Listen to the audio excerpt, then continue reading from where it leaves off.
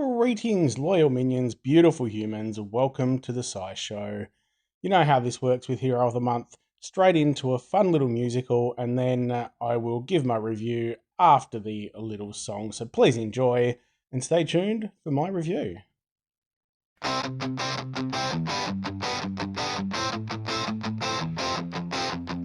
Here comes Aurox, holy barbarian bro, swinging his axe, but it's more for show, yeah. Yellow hair, but that beard is dyed. Cod piece so big, what's he trying to hide?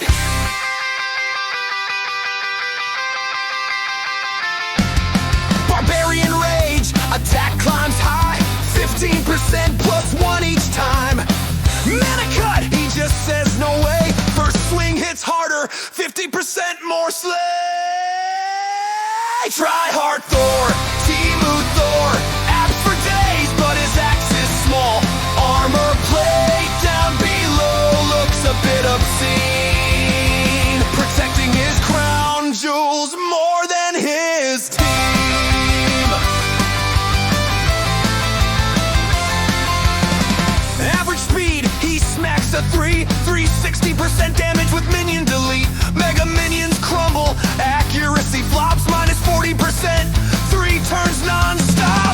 Holy friends get 20% attack, 4 turns strong, can't strip that back. Family bonus, still unknown, guess small giants busy oiling up a gnome. Balanced stats, not bad, not great, decent passives, first hit packs way. Try hard Thor, Timu Thor, abs for days, but his axe is small. Golden hair, gray beard on show.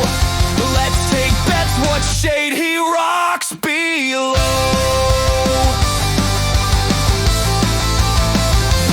Pair him with yellow hit threes, like the mob assassin against minion makers. He keeps on smashing with no minions. He's just borderline, kinda like this song, so make sure to subscribe.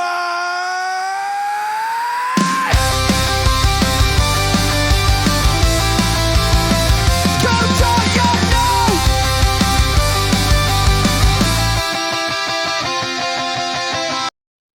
Okay, I think that says everything that needs to be said, especially about subscribing. As always, if you enjoy what I'm doing, gently press the subscribe button. On to Aurox. His hand looks a bit weird, that right hand there. It looks like he's about to chop his own fingers off.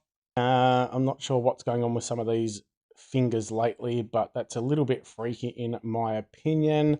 We'll throw on the max power preview. He's the barbarian, so he gets the bleed. It's not one of the best talents out there. 80% of the damage done by the normal attack over 5 turns, so it's a very small amount, and it's only a 30% chance, so not one of the best. Does get the Aether talent of Rage, which is 15% attack and a further 1% every time they are hit for 6 turns, up to 25%. Probably only really useful if you're using as a tank, otherwise you're not going to be getting hit very often, and we wouldn't generally be using a Hero of the Month as a tank, but that does depend on your play level. 1132 is the team power. We'll just check that against one of the newer heroes. 1232. So we're down by 100, which isn't too bad. I don't mind that with the Hero of the Month. They're never going to be as powerful as brand new heroes, but as long as we're keeping them pretty close, then I'm happy. 2025 Legends Family. This is a bit of a gripe I have. It makes no sense that we're releasing Heroes of the Month that are weaker than new heroes, and we don't even give them family bonus. Just do it. Give them a family bonus. Has great passive, resist the mana reduction, so that's very good against, if you're still going up against Fergus tanks.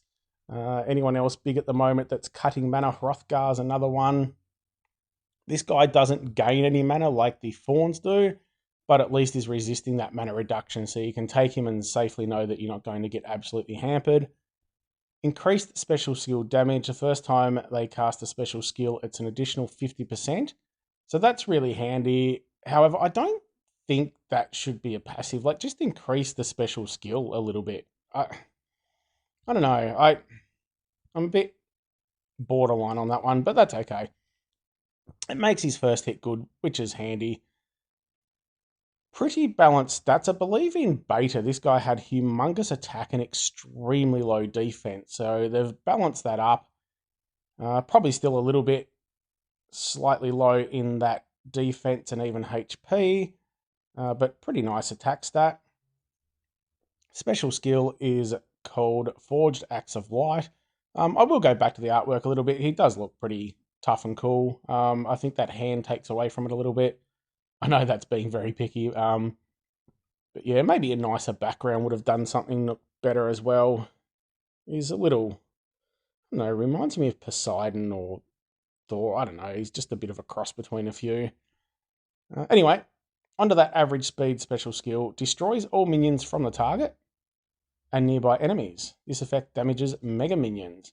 So it's great that it takes those minions. There's probably not many minion summoners that are kind of meta at the moment, especially big beefy ones that are hard to get rid of.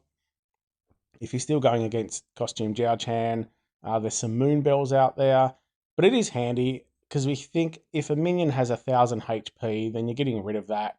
So it makes his hit rather large, and it does affect mega minions, which is really good as well because there are still a lot of mega minions in the meta. Generally, you're not going to get 3 of them in a row, but you still can in some cases. So it deals 360% damage to the target and nearby enemies. So reasonable hit, considering you're getting that extra 50%. It is only to 3. The target and nearby enemies get minus 40% accuracy for 3 turns. And Element Link gives all holy allies 20% attack for 4 turns. This effect can't be dispelled. It's neither here nor there with that one, really. If you go mono, it's really handy.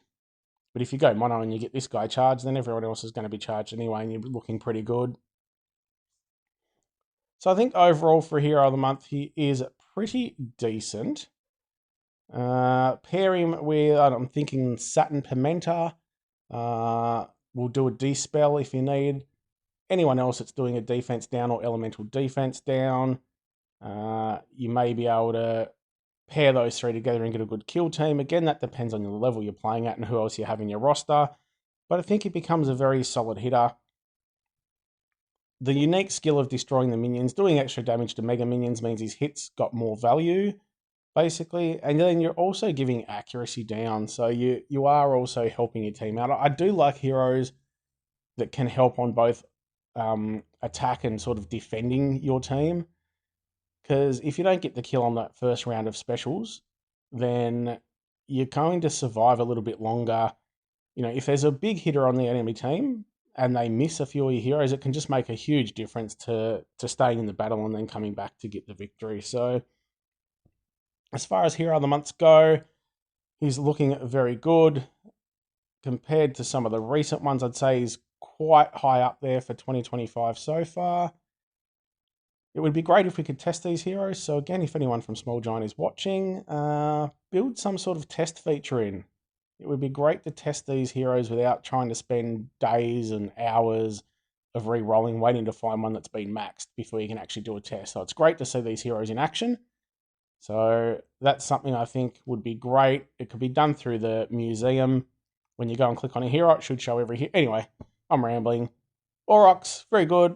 If you're doing summons during the month, you know, there's a fair chance you'll get the Hero of the Month. So I think this one is actually usable, again, depending on the level of your roster.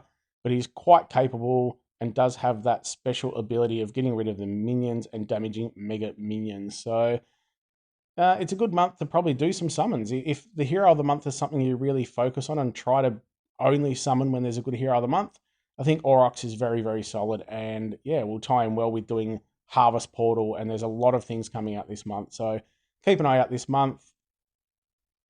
I'm hoping to have my code video out later tonight, so keep an eye out for that, or at least in the next 24 hours. It's going to be huge.